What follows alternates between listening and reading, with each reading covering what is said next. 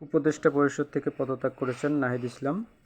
তিনি নতুন রাজনৈতিক দলের প্রধান হতে যাচ্ছেন এবং নতুন রাজনৈতিক দল এটা শুক্রবার আগামী 28 তারিখ বিকাল 3টায় মানিক মিয়া এভিনিউতে, ঢাকা মানিক মিয়া এভিনিউতে আত্মপ্রকাশ করবে আনুষ্ঠানিকভাবে। আপনাদের সবার কাছে আহ্বান, এই নতুন রাজনৈতিক দলকে সার্বিকভাবে সহযোগিতা করা উচিত আপনাদের। কারণ আমরা বিএনপি আওয়ামী লীগের শাসন আমল কিন্তু দীর্ঘদিন দেখেছি তারা কীভাবে রাষ্ট্র পরিচালনা করেছে।